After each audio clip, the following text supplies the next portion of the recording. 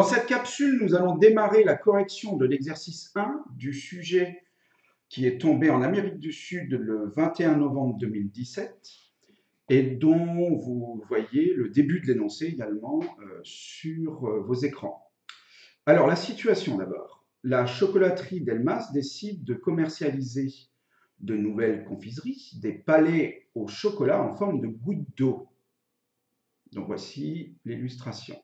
Pour cela, elle doit fabriquer des moules sur mesure qui doivent répondre à la contrainte suivante.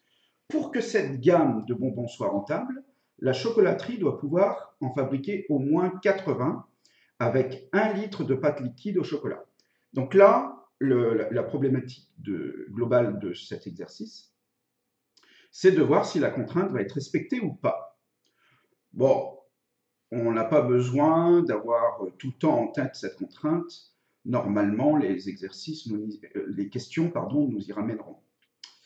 Alors pour ce faire, on va modéliser une portion de la surface supérieure de ce bonbon à l'aide d'une fonction qui sera définie sur 0 plus infini par f de x égale x carré moins 2x moins 2 moins 3 ln de x sur x. Les questions suivantes, alors tout d'abord on vous donne la représentation graphique de la fonction, vous n'aurez pas à le réaliser. Il faut être vigilant sur les questions d'unité, puisque ça aura son importance. 2 cm en abscisse, 1 cm en ordonnée. Nous allons avoir besoin d'étudier une fonction auxiliaire, la fonction principale qui donne un côté de la surface du bonbon s'appelle f de x, celle-ci s'appelle phi de x. Donc va selon toute vraisemblance être utile à l'étude de f. Les questions là sont purement mathématiques, calculer phi de 1, la limite de phi en 0, étudier les variations, en déduire le signe de phi, et on repasse dans le deuxième petit a ici à l'étude de f. Donc selon toute vraisemblance, la dérivée de f dépendra en partie du signe de phi. On verra à l'usage. Alors bon, justement, c'est le cas, on nous demande de le prouver. Et comme on a déterminé le signe de phi de x auparavant, f' et phi auront le même signe. Prouver que l'équation f de x égale 0 admet une solution unique alpha. Alors là, on sent qu'on va utiliser le théorème des valeurs intermédiaires. On admettra la deuxième solution, pourquoi pas. Et là, donc, il y a une détermination, enfin, on ne détermine pas, on prouve que cette fonction va être une primitive de f sur 0 plus infini. Et enfin, on revient à notre contrainte, à notre fameuse contrainte. On va vérifier dans ces conditions si la contrainte de rentabilité est respectée, avec les conditions exposées dans ce petit paragraphe. Alors, on va démarrer.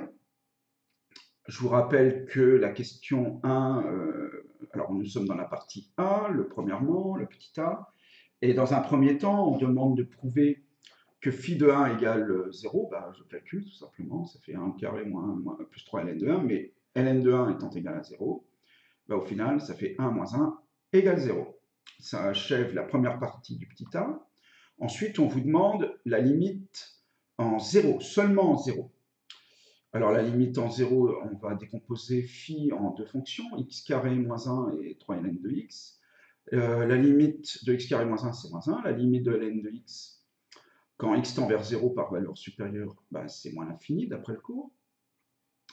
Donc au final, si j'additionne par addition, on va trouver moins l'infini. Donc la limite de phi de x quand x tend vers 0 par valeur supérieure à 0, c'est moins l'infini. Ensuite, on vous demande de déterminer le signe de phi prime. Je calcule phi prime. Phi étant égal à x carré moins 1 plus 3 ln de x, dérive x carré, ça fait 2x. Dérivée de moins 1, 0.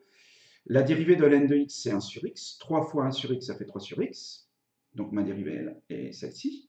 Mais comme, ne jamais l'oublier, nous sommes sur l'intervalle d'étude 0 plus infini, tous ces termes sont positifs.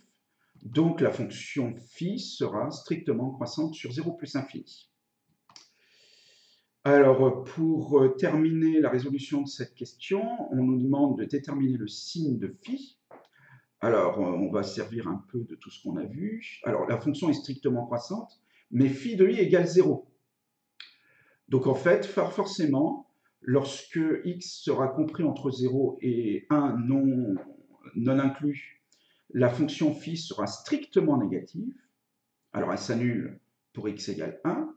Et au-delà de 1, c'est-à-dire sur 1 plus infini, non inclus, phi de x sera strictement positif. Ce qui va nous être utile donc dans une prochaine capsule pour déterminer le signe de f'. Voilà, ceci achève la première partie de la correction de cet exercice. Je vous remercie de l'avoir suivi. À très bientôt.